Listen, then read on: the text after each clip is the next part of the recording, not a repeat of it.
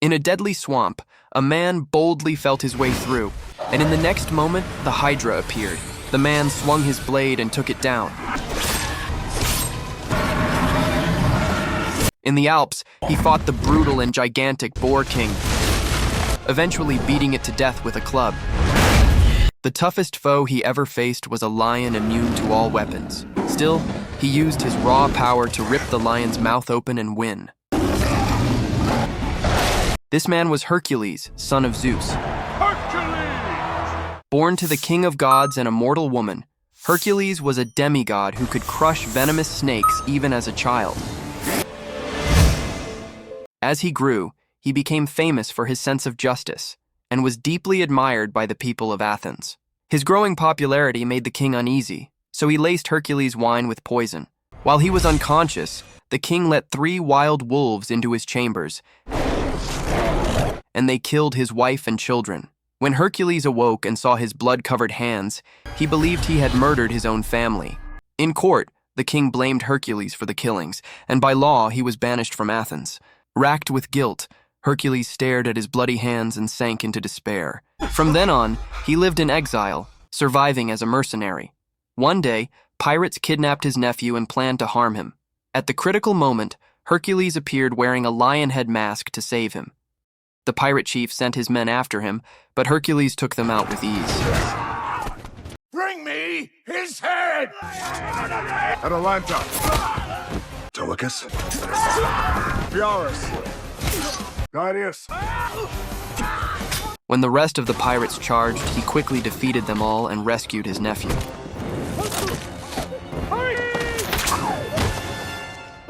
Later, they stopped at a local tavern where his fame had already spread. The tavern owner and her daughter had long admired him, and meeting him in person only increased their admiration. While they drank, soldiers suddenly stormed in. Among them was a woman, the princess of a nearby kingdom, asking for Hercules' help.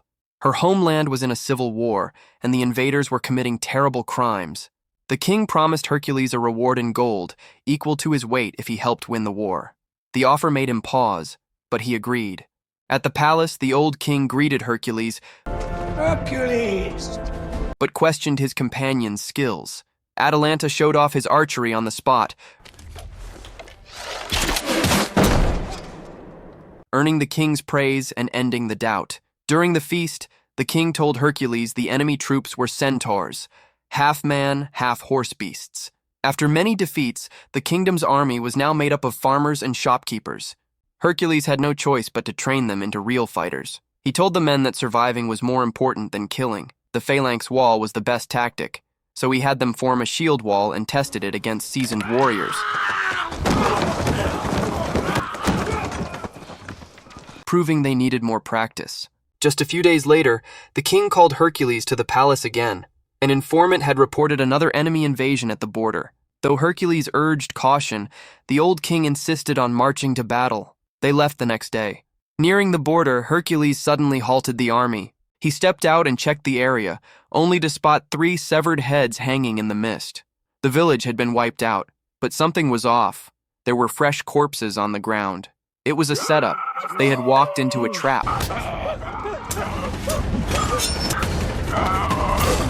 Soon, green-skinned savages hidden in the surroundings swarmed in, encircling the troops.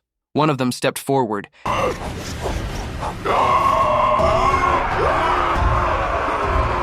challenging Hercules to a duel.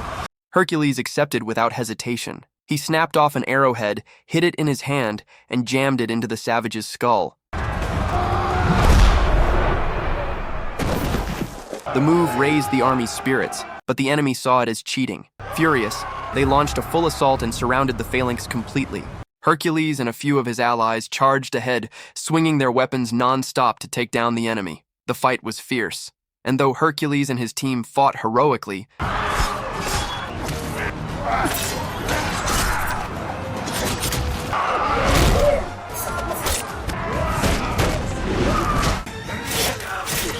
the savages still broke through the phalanx.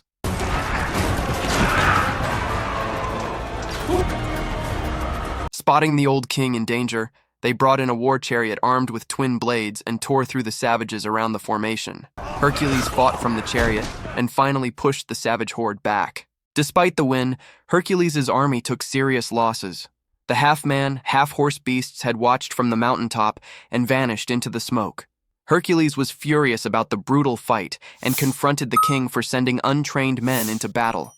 Realizing his mistake, the king finally agreed they needed proper training. That night, Hercules had a nightmare of murdering his wife and kids and woke up in a cold sweat. Restless, he went out for a walk and came across a pile of bodies. In his haze, he thought he saw his family's corpses being eaten by a three-headed hellhound. He roared in rage. But when he snapped out of it, he realized it was just a vision. In the days that followed, Hercules trained the soldiers with full force, and his teammates stepped up as instructors too. They worked on every aspect of combat until the troops became real warriors. Then, Hercules led them toward the border. There, they finally encountered the so-called centaurs. Centaurs? They're real. But it turned out they were only dressing as centaurs to scare others off. The battle horn blew, and thousands of them charged. Even though they were powerful and many, Hercules kept his cool and immediately commanded the formation. As the enemy drew near, hidden archers rushed out from the woods, catching them by surprise. Most of the enemy cavalry was quickly wiped out, followed by a surge of enemy infantry.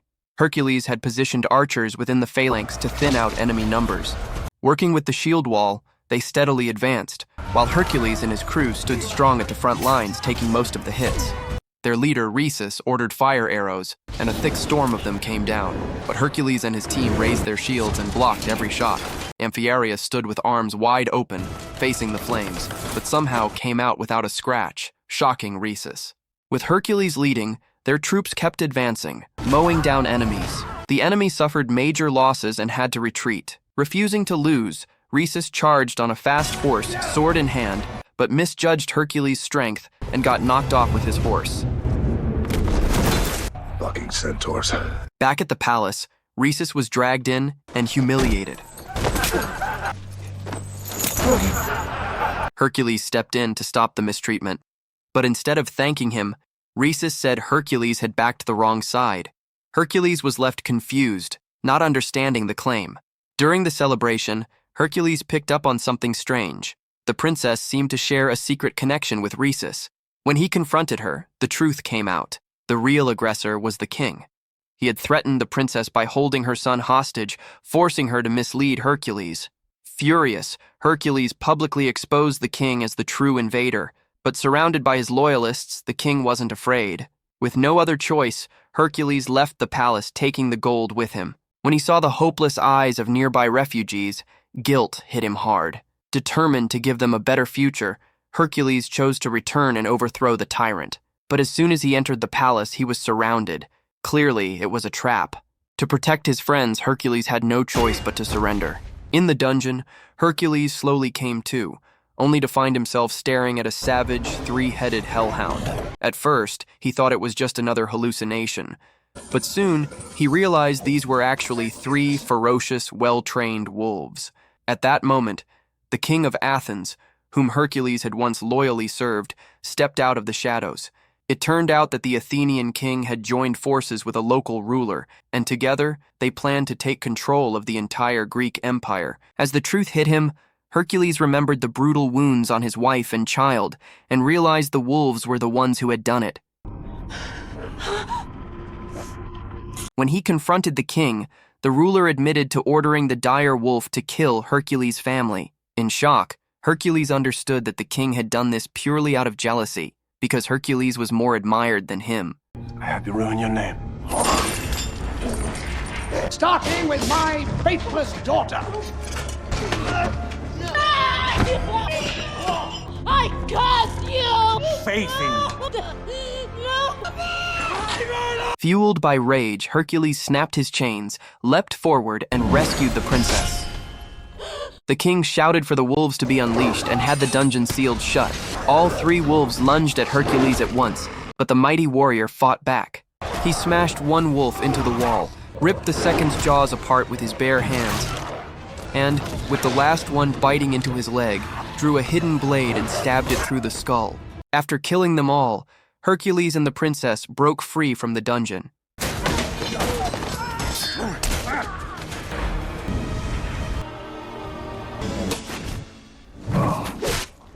Hercules confronted the Athenian king, who now pleaded for his life in panic. But seeing the man's betrayal for what it was, Hercules grabbed him by the neck and hurled him back onto his throne. Drawing his sword, Hercules struck the king down, avenging the deaths of his wife and child.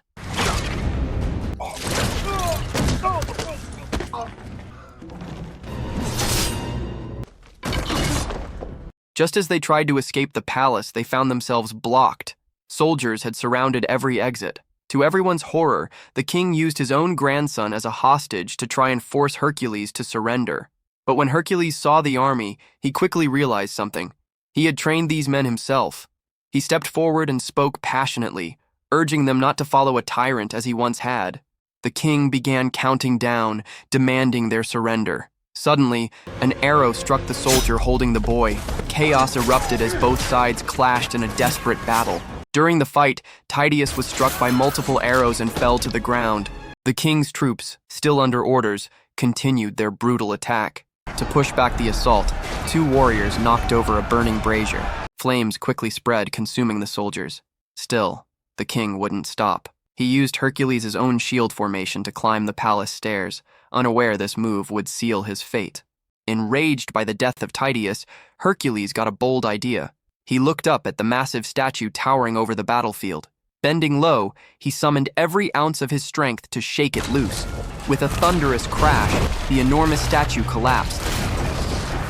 The king's soldiers turned and ran in fear, but the king tried one last time to rally his men, only to be struck by the falling statue's head, which knocked him into the abyss.